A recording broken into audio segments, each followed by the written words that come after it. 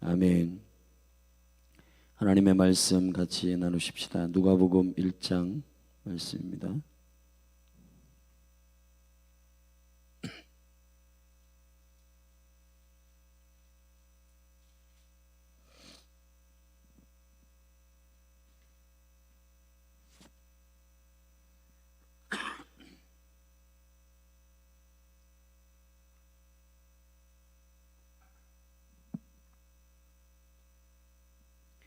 누가복음 1장을 한 절씩 교독하십시다. 우리 중에 이루어진 사실에 대하여 처음부터 말씀의 목격자 되고 일꾼된 자들의 전하여 준 그대로 내력을 저술하려고 붓을 든 사람이 많은지라.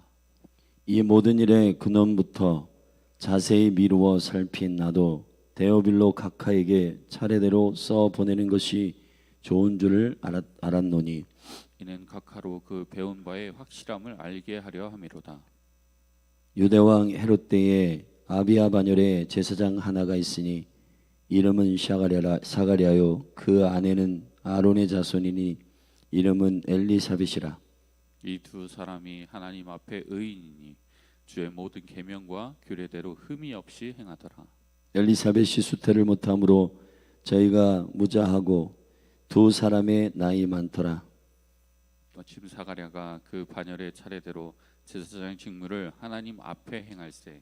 제사장이 전례를 따라 제비를 뽑아 주의 성소에 들어가 분향하고 모든 백성은 그 분향하는 시간에 밖에서 기도하더니 주의 사자가 저에게 나타나 향단 우편에 선지라.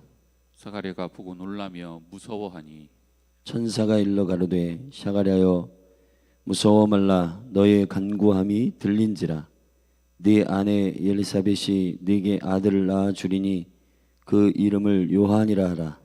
너도 기뻐하고 즐거워할 것이요 많은 사람도 그의 남을 기뻐하리니 이는 저가 주 앞에 큰 자가 되며 포도주나 소주를 마시지 아니하며 모태로부터 성령의 충만함을 입어 이스라엘 자손을 주 곧 너희 하나님께로 많이 돌아오게 하겠음이니라.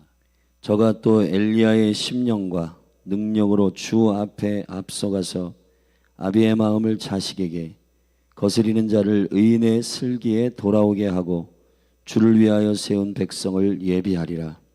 스가랴가 천사에게 이르되 내가 이것을 어떻게 알리요 내가 늙고 아내도 나이 많으니이다. 천사가 대답하여 가로되 나는 하나님 앞에 섰는 가브리엘이라. 이 좋은 소식을 전하여 네게 말하라고 보내심을 입었노라. 보라 이 일에 되는 날까지 네가 벙어리가 되어 능히 말을 못하리니 이는 내 말을 내가 믿지 아니하미언니와 때가 이르면 내 말이 이루리라 하더라.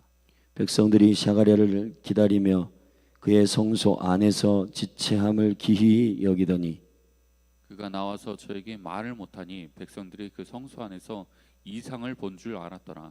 그가 형용으로 뜻을 표시하며 그냥 벙어리대로 있더니 그 직무의 날이 다 되매 집으로 돌아가니라. 그 후에 그 안에 엘리사벳이 수태하고 5달 동안 숨어 있으며 가로되 주께서 나를 돌아보시는 날에 인간의 내 부끄러움을 없게 하시려고 이렇게 행하심이라 하더라. 6째 달에 천사 가브리엘이 하나님의 보내심을 받들어 갈릴리 나사렛이란 동네에 가서 다윗의 자손 요셉이라 하는 사람과 정혼한 처녀에게 이르니 그 처녀의 이름은 마리아라. 그에게 들어가 가로되 은혜를 받은 자여 평안할지어다 주께서 너와 함께 하시도다 하니 처녀가 그 말을 듣고 놀라 이런 인사가 어찌함인고 생각하매 전사가 일러 가로되 마리아여 무서워 말라 내가 하나님께 은혜를 얻었느니라. 보라 네가 수태하여 아들을 낳으리니 그 이름을 예수라 하라. 저가 큰 자가 되고 지극히 높으신 이의 아들이라 일컬을 것이요 주 하나님께서 그 조상 다윗의 위를 저에게 주시리니 영원히 야곱의 집에 왕 노릇하실 것이며 그 나라가 무궁하리라. 마리아가 천사에게 말하되 나는 사내를 알지 못하니 어찌 이 일이 있으리이까. 천사가 대답하여 가로되 성령이 네게 임하시고 지극히 높으신 이의 능력이 너를 덮으시리니 이러므로 나실 바 거룩한 자는 하나님의 아들이라 일컬으리라. 보라 내 친족 엘리사벳도 늙어서 아들을 배었느니라. 본래 수태하지 못한다 하던 이가 이미 6달이 되었나니 대저 하나님의 모든 말씀은 능치 못하심이 없느니라. 마리아가 가로되 주의 계집종이오니 말씀대로 내게 이루어지이다 하매 천사가 떠나가니라. 이때에 마리아가 일어나 빨리 산 중에 가서 유대 한 동네에 이르러 사가랴의 집에 들어가 엘리사벳에게 문안하니 엘리사벳이 마리아의 문안함을 들으매 아이가 복중에서 뛰노는지라. 엘리사벳이 성령의 충만함을 입어 큰 소리로 불러 가로되 여자 중에 내가 복이 있으며 내 태중의 아이도 복이 있도다. 내 주의 모친이 내게 나오니 이 어찌 된 일인고. 보라 내 문안하는 소리가 내 귀에 들릴 때 아이가 내 복중에서 기쁨으로 뛰놀았도다. 믿는 여자에게 복이 있도다. 주께서 그에게 하신 말씀이 반드시 이루리라. 마리아가 가로되 내 영혼이 주를 찬양하며 내 마음이 하나님 내 구주를 기뻐하였음은 그 계집종의 비천함을 돌아보셨음이라. 보라 이제 후로는 만세의 나를 복이 있다 일컬을 이로다. 능하신 이가 큰 일을 내게 행하셨으니 그 이름이 거룩하시며 궁휼하심이 두려워하는 자에게 대대로 이르는도다. 그의 팔로 힘을 보이사 마음의 생각이 교만한 자들을 흩으셨고 권세 있는 자를 그 위에서 내리치셨으며 비천한 자를 높이셨고 줄이는 자를 좋은 것으로 배불리셨으며 부자를 공수로 보내셨도다. 그 종 이스라엘을 도우사 긍휼히 여기시고 그 기억하시되 우리 조상에게 말씀하신 것과 같이 아브라함과 및 그 자손에게 영원히 하시리로다 하니라. 마리아가 석 달쯤 함께 있다가 집으로 돌아가니라. 엘리사벳이 해산할 기한이 차서 아들을 낳으니 이웃과 친족이 주께서 저를 크게 긍휼히 여기심을 듣고 함께 즐거워하더라. 8일이 되매 아이를 할례하러 와서 그 부친의 이름을 따라 샤가랴라 하고자 하더니 그 모친이 대답하여 가로되 아니라 요한이라 할 것이라 하매 저희가 가로되 내 친족 중에 이 이름으로 이름한 이가 없다 하고 그 부친께 형용하여 무엇으로 이름하려 하는가 물으니 저가 서판을 달라 하여 그 이름은 요한이랐음에 다 기히 여기더라. 이에 그 입이 곧 열리고 혀가 풀리며 말을 하여 하나님을 찬송하니 그 근처에 사는 자가 다 두려워하고 이 모든 말이 온 유대 산중에 두루 퍼지매 듣는 사람이 다 이 말을 마음에 두며 가로되 이 아이가 장차 어찌 될꼬 하니 이는 주의 손이 저와 함께 하심이로라. 그 부친 샤가랴가 성령의 충만함을 입어 예언하여 가로되 찬송하리로다 주 이스라엘의 하나님이여 그 백성을 돌아보사 속량하시며 우리를 위하여 구원의 뿔을 그 종 다윗의 집에 일으키셨으니 이것은 주께서 예로부터 거룩한 선지자의 입으로 말씀하신 바와 같이 우리 원수에게서와 우리를 미워하는 모든 자의 손에서 구원하시는 구원이라. 우리 조상을 긍휼히 여기시며 그 거룩한 언약을 기억하셨으니 곧 우리 조상 아브라함에게 맹세하신 맹세라. 우리로 원수의 손에서 건지심을 입고 종신토록 주의 앞에서 성결과 의로 두려움이 없이 섬기게 하리라 하셨도다. 이 아이여 내가 지극히 높으신 이의 선지자라 일컬음을 받고 주 앞에 앞서가서 그 길을 예비하여 주의 백성에게 그 죄 사함으로 말미암는 구원을 얻게 하리니 이는 우리 하나님의 긍휼을 인함이라. 이로써 돋는 해가 위로부터 우리에게 임하여 어두움과 죽음의 그늘에 앉은 자에게 비추고 우리의 발을 평강의 길로 인도하시리로다 하니라. 아이가 자라며 심령이 강하여지니 이스라엘에게 나타난 날까지 빈들에 있으니라. 아멘. 아멘. 주준사님, 성경을 읽을 때 나는 나 혼자 읽잖아. 회중들과 함께 맞춰서 읽으세요. 혼자 그냥 빨리 잘 읽는다고 되는 것이 아니고. 대답하세요. 그런 것들을 잘 생각을 해야지. 그냥 본인이 읽는 것을 나타내는 게 중요한 게 아니고. 누가복음 말씀의 1장부터 24장은 전체적으로 선교를 위한 하나님의 거룩한 1권의 말씀이고 2권은 사도행전입니다. 누가복음의 저자는 누가이고 누가는 바울의 주치의였고 누가가 하나님의 나라의 복음을 온 열방에 증거하기 위한 그 선교적인 관점에서 인자 되신 예수 그리스도를 설명하기 위한 그리스도가 이 땅에 사람으로 오신 이유, 인간으로 오신 이유, 그것이 바로 구원자이시며 이 백성을 구속하고자 하시는 하나님 아버지의 계획을 따라 첫 번째 1호 선교사로 오신 예수 그리스도에 대해서 말씀하시는 것입니다. 그래서 누가복음 1장부터 24장의 첫 권에서는 데오빌로에게 편지하는데, 이 데오빌로는, 이 데오라고 하는 말은 하나님이란 말이고 빌로란 말은 필로에서 온 말이니 친구들이란 것입니다. 하나님의 친구들이라고 하는 이 이름을 가진 이 이리 성경학자들은 개인이라고 하는 사람이 있고, 아니면 그때 당시에 이름을 밝히면 위험해지기 때문에 어떠한 공동체의 영적인 그룹의 이름이라고 하는 사람도 있습니다. 아무튼 누가와 또 복음의 사역에 있어서 현저한 도움을 준 데오빌로 각하라고 표현했는데, 아마 유대인은 아닌 것 같고, 이 그룹들이 복음을 듣고 주께로 돌아온 사랑하는 부류들로서 이 일들을 잘 정리하여 설명한 책 1권이 누가고 2권이 사도행전입니다. 그러니 누가와 사도행전을 보면 그 관점 자체가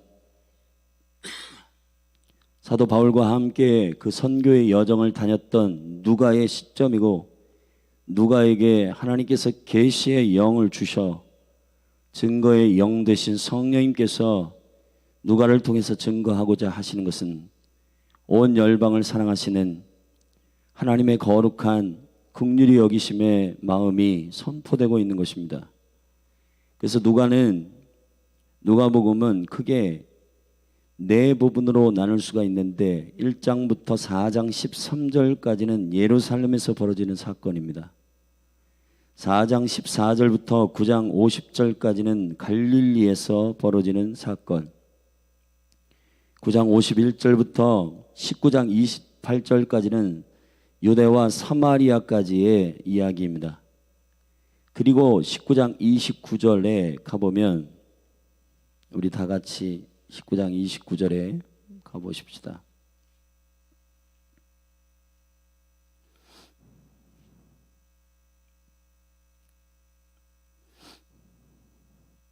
감람원이라고 하는 산에 벳바게와 베다니에 가까이 왔을 때 제자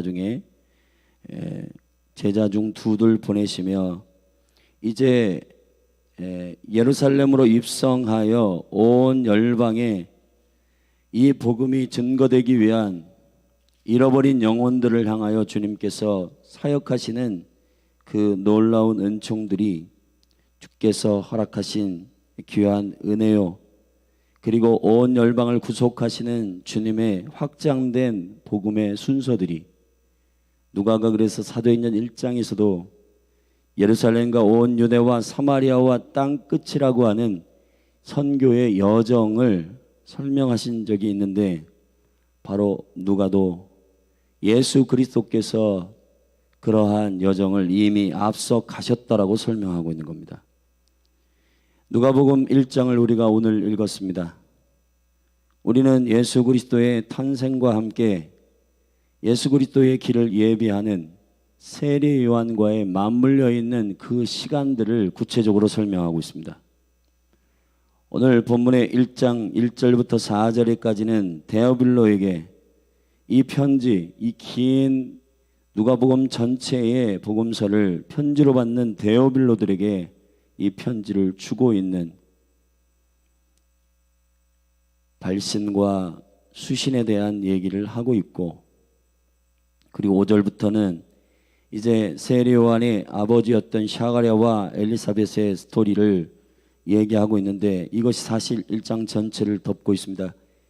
그리고 중간에 26절부터 여섯째 달에 천사 가브리엘이 마리아를 찾아가서 네가 수태할 것이라고 말하고, 그리고 이 마리아와 엘리사벳이 함께 만나는 시점이 39절에 있습니다. 이때 마리아가 일어나 빨리 산중에 가서 유대 한 동네에 이르러 샤가랴의 집에 들어가 엘리사벳에게 문안하니 엘리사벳이 마리아의 문안함을 들으매 아이가 복중에서 뛰노는지라 엘리사벳이 성령의 충만함을 입어. 여기서 이제 엘리사벳이 예언하게 되고, 그리고 그 복중의 아이 요한이라 이름하라고 주님이 말씀하셨지만은 그걸 거부했던 샤가랴가 벙어리가 되었던 그 벙어리됨이 회복됨으로 샤가랴도 순종함으로 현판에다가 요한이라 이름할 것이다 라고 순종할 때 입술이 열려 예언하기 시작한 후반부에 샤가랴의 예언에 대해서 나오게 되는 것처럼, 오늘 우리는 예수 그리스도를 예비하는, 메시아의 오심을 예비하는, 그리스도를 예비하는 6개월 먼저 태어난 요한과 그리고 예수 그리스도의 탄생의 비하인드 스토리를 1장에서 읽었습니다. 근데 이 두 사람의 태어남과 출생은 샤가랴와 엘리사벳이 예언하고 노래한 것처럼 여호와의 언약이요 여호와의 약속 안에서 이루어진 주님의 신실한 역사 가운데서 이행하시는 신실한 행하심이라는 것입니다. 구원의 역사가 우리의 사람의 어떠한 말과 사설과 추측과 소설이 아니라 히스토리이고, 실제 이 히스토리는 오래전부터, 창세 전부터 구원의 계획을 이루시는 하나님의 거룩한 역사임을 밝히고 있는 겁니다.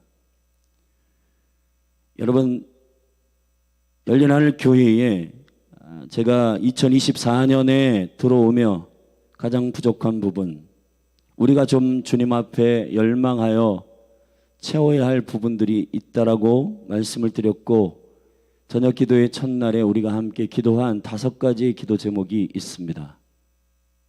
첫째, 구령의 열정에 대해서 우리 함께 기도하자고 했습니다. 이 첫 번째 부족은 열린하늘 교회 모든 성도들이 사모함으로 갈망해야 할 일입니다.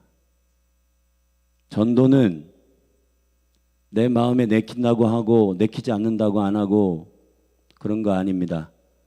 전도는 의무적이라도 해야 되는 거예요. 전도라고 하는 것은 우리가 옵션으로 내가 시간 나서 하는 게 아니고 우리의 궁극적인 사명입니다. 저와 여러분이 해야 할 일은 하고 싶을 때 하는 그런 취향적인 사명이 아니에요. 전도는 저와 여러분의 궁극적인 성령을 받은 모든 사람에게 주시는 하나님의 명령입니다. 증인되는 것이 저와 여러분의 명령이에요. 명령.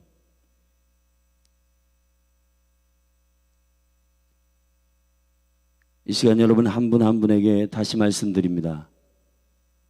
우리 몸된 교회에서 복음을 전하고 또 말씀을 증거하고 하는 일이 마음 내킬 때만 하지 마십시오. 아버지의 은총과 영광 가운데에 때를 얻든지 못 얻든지 주의 복음을 증거하는, 순종하는 저와 여러분이 되기를 예수 그리스도의 이름으로 축복합니다.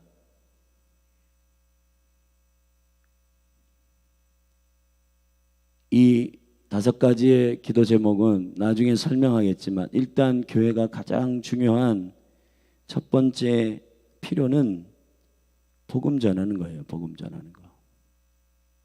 오늘 이 누가복음 말씀이 오늘부터 시작되는데, 누가복음과 이 누가복음을 우리가 함께 나누면서 여러분 안에 우리 열린하늘 교회의 증인으로서의 깊은 갈망이 샘물처럼 터지기를 축복합니다. 여러분, 복음이 부끄럽습니까? 복음이 부끄럽지 않는 현저한 이유 수만 가지를 댈 수 있지만은 오늘 복음 누가복음 1장에서 찾을 수 있듯이 여러분은 만들어진 이야기를 가지고 전하는 것이 아니고 무슨 사람이 소설을 써가지고 행하는 일이 아닙니다. 소설을 쓰거나 만들어진 이야기를 전파하더라도 재밌다고 여기저기 실어 나르고 캡처해가지고 전달해주고 하는 법인데, 예수 그리스도가 저와 여러분을 사망에서 건지신 영광스러운 구주로 인간으로 오신 그 능력, 그리고 우리를 구속하기 위하여 차원하의 십자가를 지시고 3일 만에 부활하신 그 영광스러운 생명의 본질 되신 예수 그리스도를 자랑하는 것이 부끄럽다면, 칼빈이 얘기한 것처럼 그 사람은 심각하게 구원받았는지를 생각해 봐야 된다. 거듭남의 능력이라고 하는 것은 결국 현저한 빛으로 드러나게 되며, 그 빛으로 드러난다는 것은 증인의 삶과 사랑하는 삶과 그리고 봉사와 헌신이 자원함으로 이루어지는 현저한 믿음의 행동이 구현된다라고 칼빈은 말하였습니다. 사랑하신 여러분, 저와 여러분이 나는 정말 구원받았는가 고민하지 말고 여러분 안에 있는 이글이글 끓어오르는 예수 생명의 능력이 있는지를 점검하시라. 로마서 8장에서는 하나님의 아들의 성령이 인도하시면 죄송합니다. 하나님의 영으로 인도함을 받는 자들은 하나님의 자녀들이다. 성령이 친히 우리 안에 하나님의 자녀인 것을 증거하신다고 말씀하셨습니다. 하나님의 자녀인 것을 증거하는 방식은 여러분이 아들의 영이 있음을 증거하는 방식입니다. 여러분이 하나님의 아들로, 하나님의 아들이 내 안에 인카네이션 하시고 내 안에 들어오셔서 나를 구속하시는 바로 사랑이 많으신, 잃어버린 나를 찾으러 오신 선교사 첫 번째 사도이신, 보내심을 입은 기름 부음을 받으신 메시아, 하나님 아버지께로부터 보내심을 받은 선교사이신 예수 그리스도를 우리가 믿고 그분으로부터 복음을 증거받은 저와 여러분이 그 복음을 우리 안에서 사장시킬 수 없다, 이 말입니다. 누가복음을 저와 여러분이 오늘부터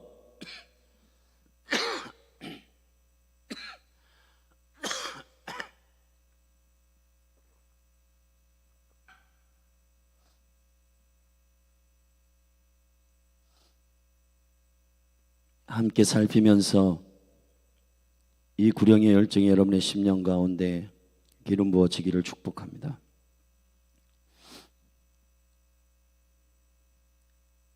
예수 그리스도의 6개월 먼저 태어난 샤가랴와 엘리사벳의 아들인 세례 요한에 대한 이야기는 우리로 하여금 다양한 예수 그리스도의 탄생과 세례 요한의 탄생의 비화를 알려줍니다. 우리가 최근 크리스마스를 보냈지만은 성탄의 의미로서의 성탄을 우리가 송축하고 주님을 노래하였습니다. 그러나 날짜로서 12월 25일은 예수님의 생일이 아닙니다. 오늘 본문의 5절부터 보면은 유대왕 헤롯 때의 아비야의 반열에 제사장 하나가 있으니 이름은 샤가랴요.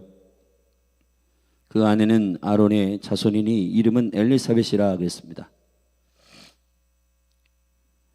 이스라엘에는 24 제사장의 반열이 있고 그 24 제사장의 반열들은 52주 동안에 절기들을, 대절기들, 큰 절기들을 포함한 세 절기가 있는데 이건 남성 모두가 올라와야 하는 거고 제사장 모든 전원이 올라와야 하는 것입니다.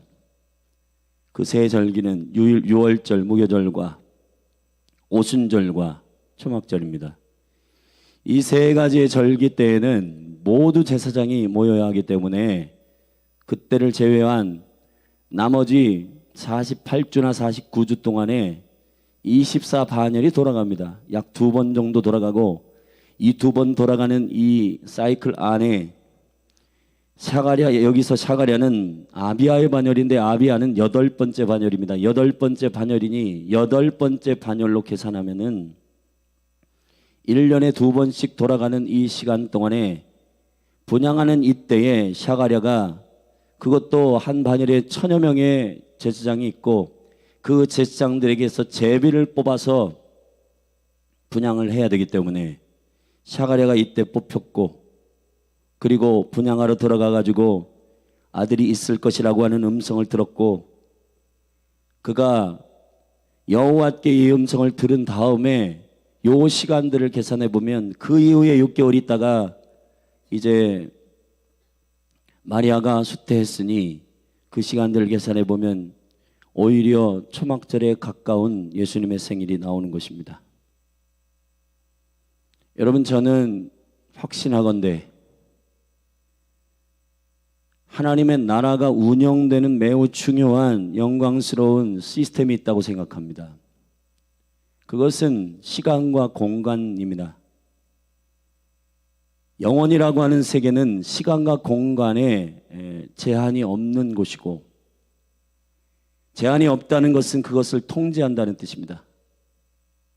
여러분 이걸 생각해 보십시오. 여러분이 지금 시간과 공간 안에 있다는 것은 여러분이 제한받고 있다는 거예요. 그러면 시간과 공간을 다스리는 하나님의 나라는 시간과 공간을 돌리고 있다는 겁니다. 시간과 공간의 주인이시라는 거예요. 결과적으로는 시간과 공간이라고 하는 이 모든 사건과 사고 그리고 그 모든 현장들은 그 역사의 스토리와 역사의 사건들을 일으키는 매우 중요한 매개들입니다. 하나님께서는 이 모든 것들을 톱니바퀴처럼 돌리고 계시고 역사의 주관자 되시는 주님께서 시간과 공간 안에서 주인 되셔서 이 일들을 행하고 계심을 믿어야 합니다. 그럼 반대로 생각해 보십시다. 예수 그리스도가 오셔야 할 시간, 예수 그리스도가 죽으셔야 할 시간, 예수 그리스도가 부활하셔야 할 시간, 예수 그리스도가 다시 오셔야 할 모든 시간 안에서 하나님의 일하시는 이 시간들을 백성들이 모르게 하기 위해서는 원수가 어떻게 해야 되겠습니까? 단순합니다. 시간과 공간에 대한 의미와 그 가치들을 희석시키는 겁니다. 재밌는 얘기가 있잖아요. 도박장에 가면은 시계가 없고 창문이 없고 여러분 왜 그래요? 거기에 빠지라는 겁니다. 도박의 쾌락에 빠지라는 거예요. 시간을 보면 조급하고 시간을 보면 두렵고 시간을 보면 자신을 깨닫는 거울이 없고 시계가 없고 창문이 없는 절기를 분별하지 못하고 계절을 분별하지 못하고 여러분 이걸 생각하셔야 됩니다. 누가는 디테일하게 예수 그리스도와 세례 요한의 그 태어남을 맞물려 고지하고 있어요. 의도적으로 나중에 사단이 때와 법을 변개하여 다니엘서 7장 25절에 예언한 대로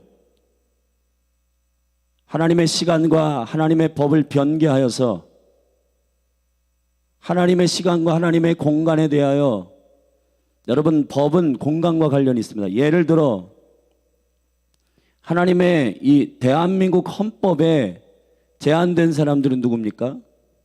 저 미국의 LA에 살더라도 우리 국민으로서의 여러분 주권을 갖고 있는 사람은 대한민국 국민으로서 그 헌법에 제한을 받습니다.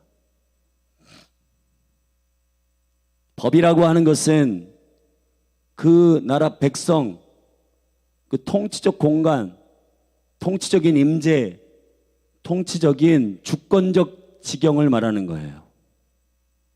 시간도 여러분 이 시간이라고 하는 이 엄청난 생명의 시스템을 사단이 다 변개해 놨단 말이에요. 그렇기 때문에 저와 여러분들이 오늘 이 누가복음 1장에서 예수 그리스도와 세례 요한의 이 출생에 관한 이 비하인드 스토리를 저와 여러분이 들으면서 하나님의 거룩한 섭리와 실수가 없이 그 일을 이행하시는 하나님의 거룩한 전능하심을 보게 되기를 축복하고, 여러분 한 분 한 분 안에서 어떠한 소설, 어떠한 스토리를 증거하기보다 지금 믿지 않는 영혼들도 믿는 영혼들도 하나님의 시간과 하나님의 공간적인 통치의 지경을 순종하지 않고 하나님의 역사, 하나님의 스토리, 하나님의 히스토리, 하나님의 역사 안으로 들어가는 것이 비전임을 모르고 본인들의 각자의 자기 성취에 빠져 있는, 여러분 이것이 얼마나 중요한 일이냐. 자기 성취가 성공이라고 하는 사람은 우상숭배할 수밖에 없습니다. 왜냐하면은 자기가 원하는 것을 얻기 위해서는 신이 필요하거든요. 사람은 약합니다. 사람은 연약합니다. 그걸 이룰 수가 없어요. 그렇기 때문에 인간이 자기의 탐욕과 욕심으로 인하여 형상을 만들고 그것을 이루는 신들을 만드는 갈망을 원수가 기가 막히게 알기 때문에 사단이 그 탐욕으로 말미암아 우상을 만들도록 부추기게 되고, 이 세상의 모든 우상들을 다 찾아보면 수만 수천 수백 가지지만은, 그러나 하나하나 점점 귀결해 가지고 하나로 보면 사람의 탐욕이다. 그게 골로새서 3장 5절의 말씀입니다. 우상 숭배는 탐욕입니다. 여러분 자기 성취를 위한, 자기 인생의 성취, 자기 시간, 그리고 자기의 삶, 여러분 저와 여러분의 개별적인 삶이 존귀한 것은 그리스도 안에 있을 때입니다. 성경은 에베소 1장에서 찬송하리로다 예수 그리스도 안에서 모든 신령한 법을 우리에게 주셨다고 했습니다. 저와 여러분이 예수 그리스도 안에 있지 않다면 그 모든 것은 무의미한 거예요.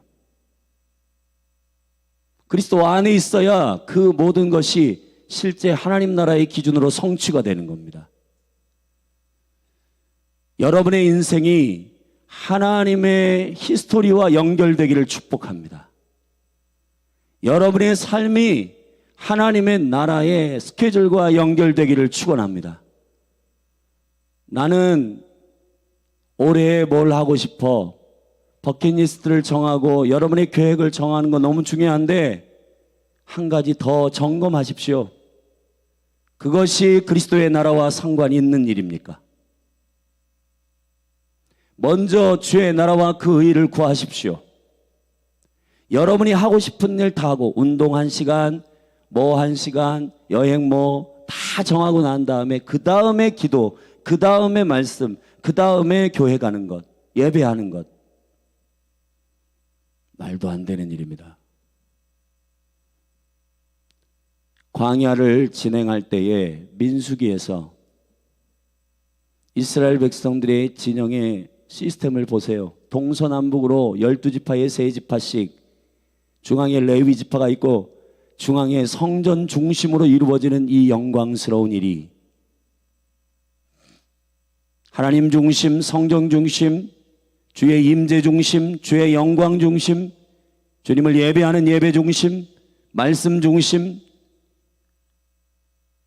사랑하신 여러분, 2024년에 저와 여러분의 삶에 변화가 일어나기를 원하거든. 벅찬 1월의 새해에 난 이런 거 할 거야 라고 1년의 계획을 세워서 12월에 후회하는 인생이 아니라 올 한 해 12달이 내내 마치 계시록의 말씀에 생명의 강수 양가에 생명나무의 실과가 12달 내내 다른 열매를 맺듯이 생명의 강가에 자라는 생명나무의 열매를 먹는 저와 여러분이 되기를 바랍니다. 매월, 매주, 매일, 매달 하나님께서 여러분을 향하여 주시는 그리스도 안에서의 계획이 여러분의 계획이 되기를 축복합니다. 그러기 위해서는 들어야 돼요. 에덴 동산에서도 동산 중앙에 선악과와 생명나무의 실과를 두었습니다. 생명나무의 실과를 여러분 두어서 하나님께서 그 사람을 창조하시고 영원한 존재로 창조하셨는데 뭘 먹어야 영원하냐? 이 생명나무의 실과를 먹어야 영원하다. 여러분이 날마다 생명나무의 실과를 먹어야 되는 거예요. 사랑하신 여러분, 오늘 신앙생활하는 수많은 성도들이 착각하는 게 있습니다. 나는 한 번 구원받았고 이제 은혜를 받은 이후에 매일매일의 신실한 생명나무이신 예수 그리스도 말씀이신 그분을 먹지 않으니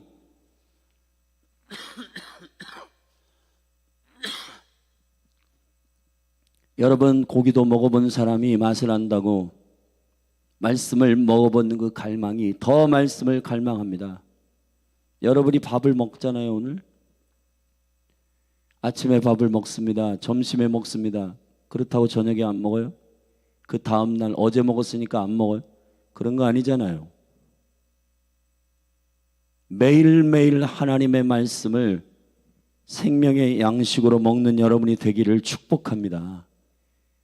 이것이 없이는 여러분의 삶에 있어서 점검도 없을 것이고 성령이 각 사람에 임하여 역사하시는 영광스러운 기초가 생기지 않는 겁니다. 왜냐? 성령은 말씀 위에 역사하시기 때문입니다.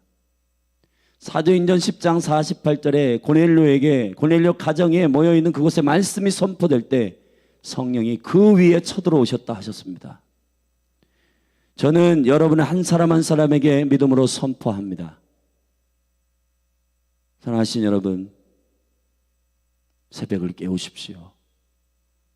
그리고 말씀을 먼저 묵상하십시오. 저는 여러분들이 주님께 축복을 구하고 주님의 축복을 갈망하는데 축복의 행동을 순종하지 않는 것은 아이러니한 일이요. 정말 주님께서 우리에게 주시는 축복, 복된 사람이 되기를 원하는 방식은 다 성경에 나와 있어요. 주야로 여호와의 율법을 묵상하는 자다. 시절을 쫓아 가치를 맺는 자로다. 그런데 우리는 복을 원하는 갈망은 있지만은 새벽을 깨워 말씀을 묵상하지 않고 모든 일들을 시작하기 전에 여호와의 말씀을 먼저 읽지 않아요. 그러니까 우리의 신앙생활이 직장에 가서 얻어 터지고 친구들과 싸우고 부부와의 관계 뒤지고 먹고 한 다음에 나중에 말씀을 깨달아서 그것만 해도 감사하지만은 사랑하신 여러분, 먼저 말씀을 듣고 성도의 삶은 예언적 삶이 되어야 되는 겁니다. 예언적 삶이라고 하는 것은 여러분의 삶을 계획하신 하나님의 뜻과 계획을 말씀을 통해서 깨닫고 알고 하루를 출발하시라. 그것이 주님께서 우리에게 주신 세상을 이기는 방식인 줄로 믿습니다. 할렐루야. 그리고 이 예언적인 능력과 영광은 저는 오늘 이 두 가지를 초점을 말씀드리겠습니다. 세례 요한과 예수 그리스도를 잉태한 두 여인이 만나는 시점이 39절에 나와 있는데 각자 주님의 거룩한 예언적 계획 가운데서 아이를 잉태하였고 그리고 주의 영광 가운데 출산하게 되는데 마리아가 엘리사벳을 찾아가 가지고 엘리사벳이 마리아의 무난함을 들음에 아이가 복중에서 뛰노는데 엘리사벳이 성령의 충만함을 입어 큰 소리로 불러가로되 예언하기 시작합니다. 여러분 뱃속에 있는, 만약에 잉태되어 있는 뱃속에 있는 아이는 생명이고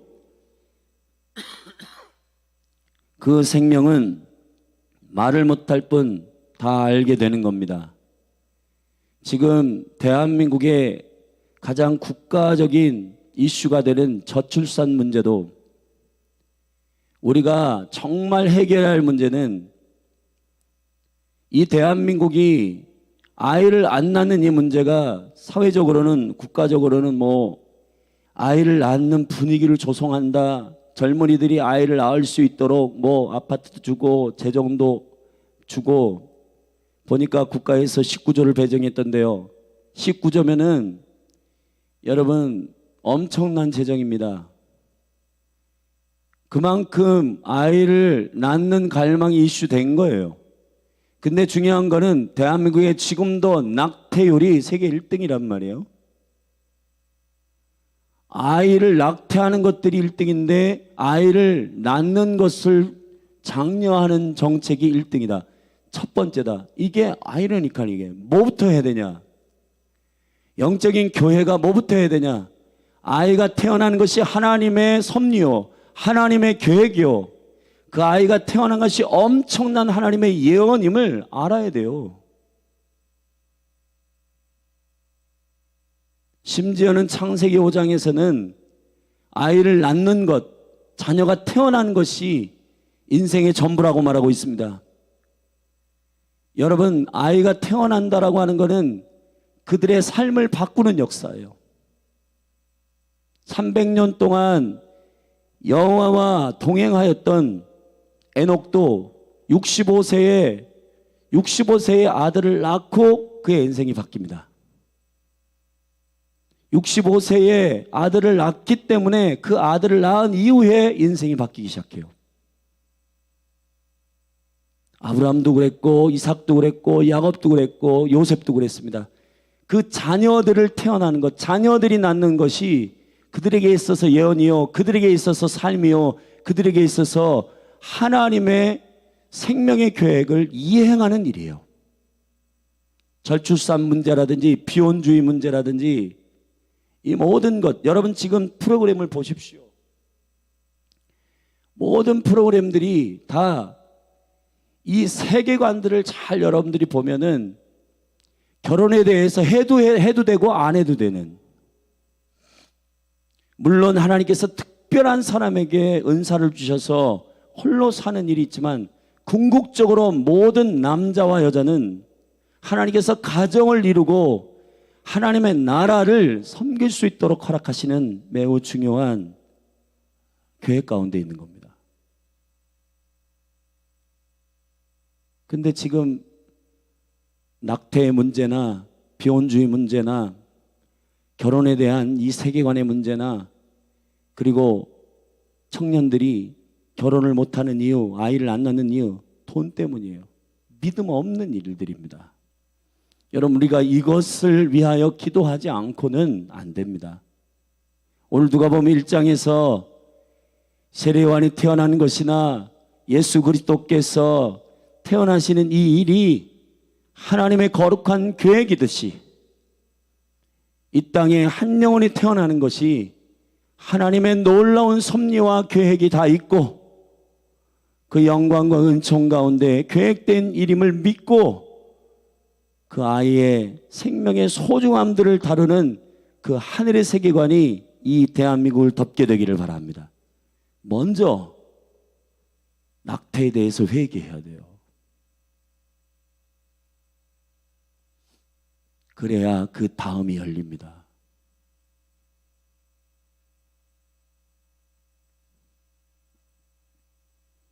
두 번째, 샤가랴가 분향을 하고 나올 때에 여러분, 저는 한 가지 짚고 넘어가야 할 것이 있습니다. 여러분, 왕 같은 제사장들이시죠? 사랑하는 성도 여러분, 기도할 수 있는 시간에 기회가 있을 때 기도하십시오. 과거 구약의 24반열의 제사장들과 또 예수님 당시에도 제사장들이 분향하기 위해서는 제사장들이 그 절기의 순서상 자기의 반열이 순서일지라도 가서 올라간다고 분향할 수가 있는 게 아니라 성소로 들어갈 수 있는 자격은 제비를 뽑아서 간택돼야 됩니다. 근데 지금은 저와 여러분의 모든 구원의 문이 되시고 성막의 그 뜰의 문이 되시고 성소의 문이 되시고 지성소의 그 휘장을 다 찢으셔서 우리로 새롭고 산 길을 열어주신 예수 그리스도께서 문을 다 여셨는데 열린 문을 통해 우리가 들어가려고 하는 그 강력한 은총이 우리들에게, 그래서 예수님이 힘을 다하여 기도하신 거예요. 힘을 다해서. 여러분이 주님이 다 열어놓으셨어. 그걸 아는 게 중요한 게 아니라 글로 들어가야 되잖아요. 문을 열고 들어가기를 주의 이름으로 축원합니다. 기도의 문 다 열려 있죠. 예배의 문 다 열려 있죠. 계시록 4장에 보면 주님이 요한 보고 올라오라, 열린 문을 두었다, 올라오라 했으면 열려 있어요, 하늘의 문은. 근데 문제는 여러분의 문이 열려 있느냐 이 말이에요.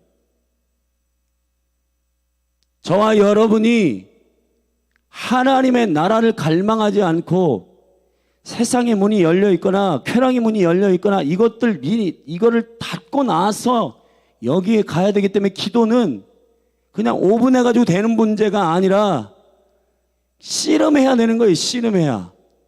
기도는 씨름해야 되는 거예요. 그래서 3시간 기도하라는 얘기가 나오는 겁니다. 저도 어머니께 기도를 배울 때 7번 기도하기 싫은 마음을 꺾어야지만이 진짜 기도의 문으로 들어간다. 너가 그냥 이 정도면 됐어라고 벌떡벌떡 일어나면 기도는 절대 열리지 않는다. 주님이 다 기도의 문 여셨고 은혜의 문 다 열어놓으셨지만은 문제는 너의 생각과 마음과 모든 것들이 다 복잡하기 때문에 이것들을 주님 앞에 내려놓고 저기 성전의 문으로부터, 뜰의 문으로부터 쭉쭉 통과해가지고 지성소까지 나가기 위해서는 많은 시간이 걸린다. 그래서 제사장 기도를 이제 다음 주부터 우리가 이 특별 저녁 기도 다음 주 마치고 그 다음 주 금요일부터는 제사장 기도를 실제로 한번 해볼 텐데, 여러분이 우리가 기도할 때 주의 영광 가운데 이렇게 들어가는 그 일이 쭉 진행되면 2시간에서 3시간 걸린단 말이에요. 기도하는 것을 존귀한 특권으로 여기기를 바랍니다. 근데 여기서 샤가랴가 나와서 주님이 알려주신 이 네 아들의 이름을 요한이라 하라. 근데 샤가랴가 마음에 안 드는 겁니다. 그래가지고 그렇게 할 수 없다고 거부하는 순간 벙어리가 됩니다. 여러분, 기도라고 하는 매우 중요한 기본적인 방향은 하늘의 것을 순종하는 거예요. 내 것을 가져가서 어필하는 게 아니고 하나님의 것을 순종하는 방향이어야 합니다. 여러분, 하늘로부터 주신 메시지를 말하지 않으면 차라리 침묵하도록 말씀하시는 겁니다.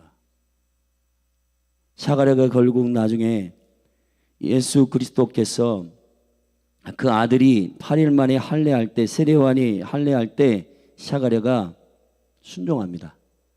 이름을 지어야 하거든요. 그래서 샤가랴가 그 연판에다가 요한이라 이름을 적고 했더니 그 입술이 풀려, 여기 63절에 보면 저가 서판을 달라 하여 그 이름을 요한이라 쓰매 다 기이 여기더라.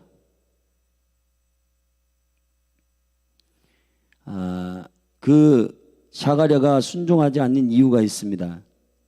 60절부터 보면 그 모친이 대답하여 가로되 아니라 요한이라 할 것이라 하매 저희가 가로되 내 친족 중에 이 이름으로 이름한 이가 없다 하고, 그러니까 요한이라 이름한 이름이 없고 뭐 지금까지 전통은 이렇다 저렇다. 샤가랴도 그런 비슷한 생각이었던 것 같아요.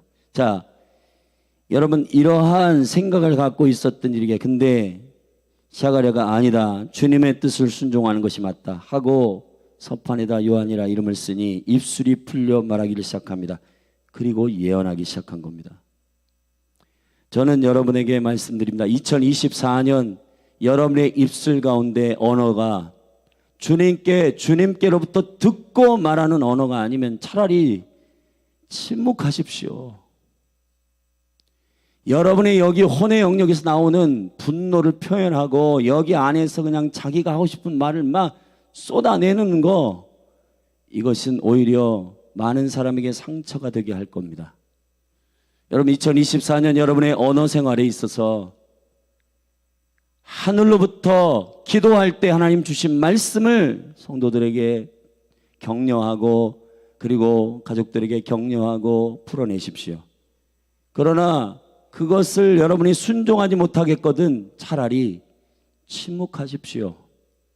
그것이 저와 여러분의 2024년 언어의 삶이 되기를 예수 그리스도의 이름으로 축복합니다. 우리 같이 기도하십시다.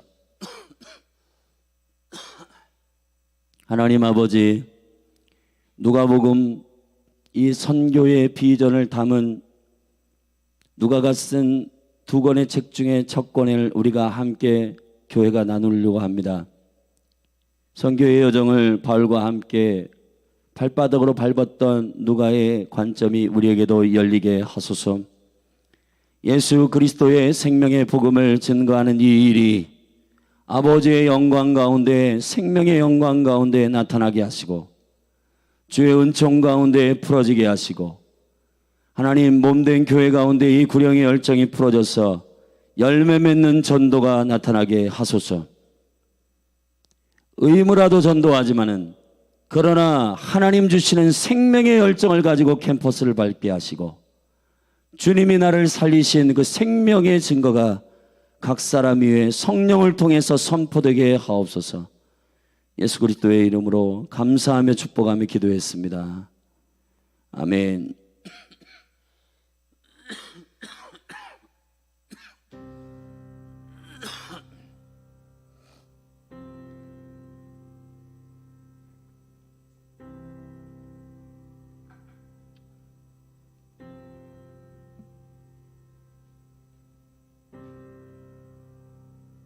우리 함께 기도하십시다. 열린하늘 교회와 열린하늘 그 교회 가운데 2024년 주시는 말씀과 또 오늘 선포된 누가를 통해 선포되는 이 선교적인 어노인팅이 복음의 구령이 교회 가운데 부어지도록 우리 같이 믿음으로 기도하며 나아가십시다. 기도하십시다. 하나님 아버지, 몸된 교회 가운데 주님 주시는 생명의 영광이 임하기를 원합니다. 주여, 전도의 구령의 열정이 회복되기를 원합니다. 공동체의 은혜가 회복되기를 원합니다. 재정의 능력이 회복되기를 간절히 원합니다. 하나님 아버지, 몸된 교회의 부족한 부분들, 차원함이 회복되기를 원합니다. 사역자들과 모든 일꾼들, 맡은 자들에게 구할 것은 오직 충성이라 하신 대로 주여 우리에게 차원함의 심령을 주사 주님을 사랑하기 때문에 귀를 뚫는 종들이 되게 하소서.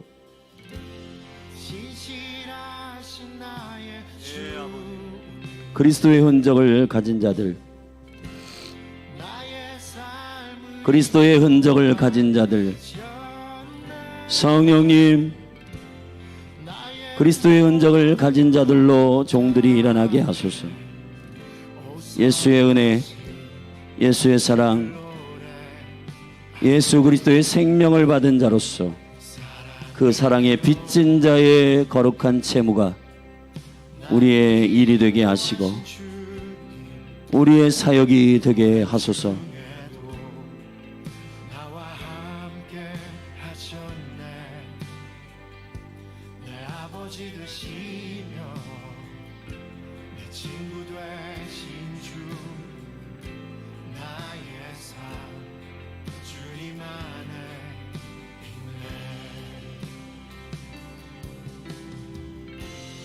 신실하신 나의 주, 나의 삶을 인도하셨네. 나의 모든 허울 다해 벗어나신 주를 노래하리.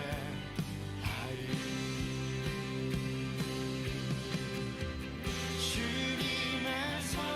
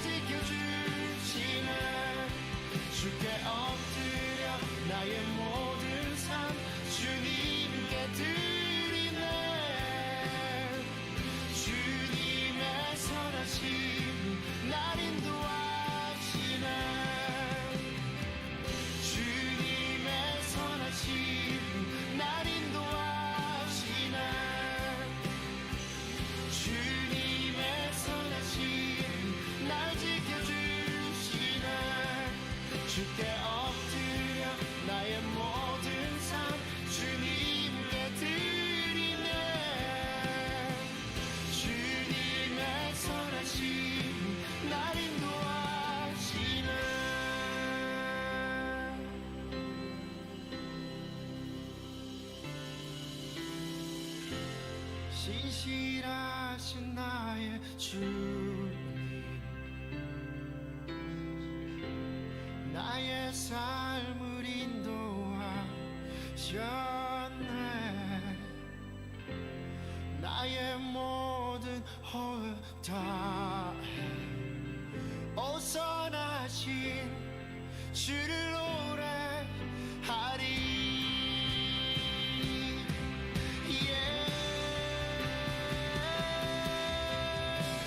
주님의 선하심이 날 인도하시네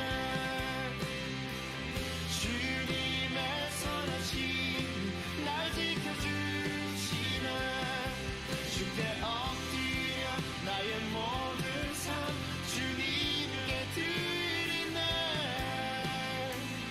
주님의 선하심이 날 인도하시네 주님의 선하심이 날 인도하시네 주님의 선하심이 날 지켜주시네 주께 엎드려 나의 모든 삶 주님께 드리네 주님의 선하심이 날 인도하시네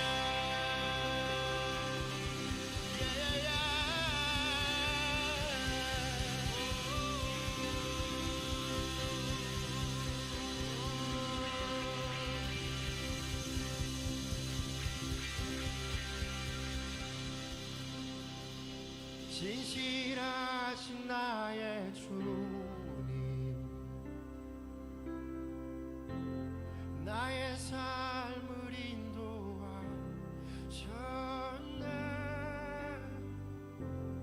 나의 모든 호흡 다해 우선하신 주를 노래하리 신실하신 나의 주 신실하신 나의 주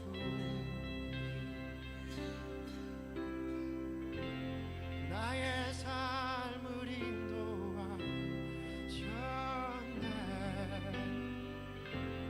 나의 모든 호흡 다해 우선하신 주를 노래하리 우선하신